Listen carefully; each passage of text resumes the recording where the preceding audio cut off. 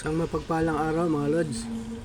Andito lang po tayo sa event ng CCF kung saan pagdating namin nakalatag na.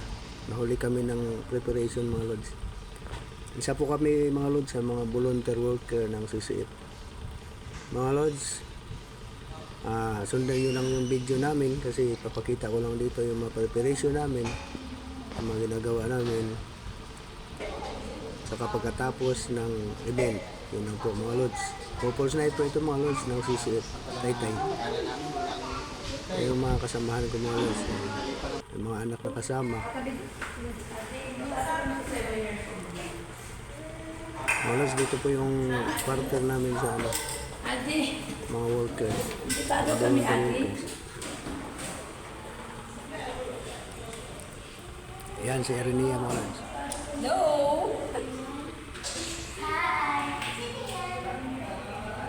Si Adi. Maglakad ka. Ayan na yung hall ng CCF mga lods kung saan dyan gaganapin yung couples night.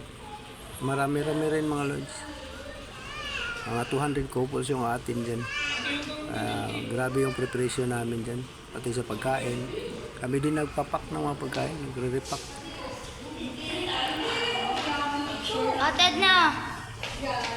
Picture lang dyan. Bilang mo.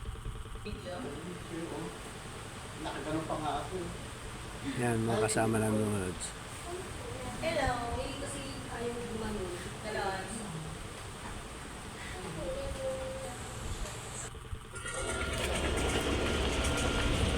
Ayan ang mga lods.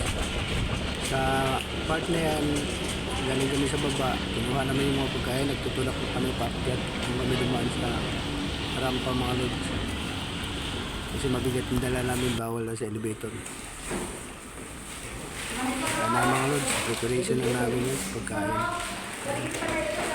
Nilagay namin sa tab yan. Tapos maya maya pagkatapos i-serve. Kailangan dyan ng naka-glove, naka-mask.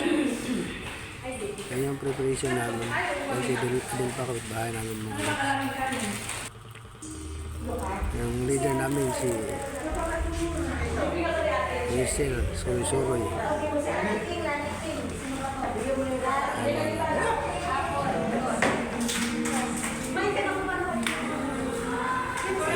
Kumakain na yung mga workers kasi kailangan din magagod ng mga volunteer workers.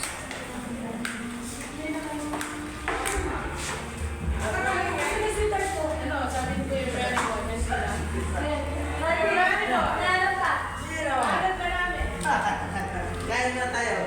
Barbecue na tayo nila Percy. Kaya lang pwede. Big day pa.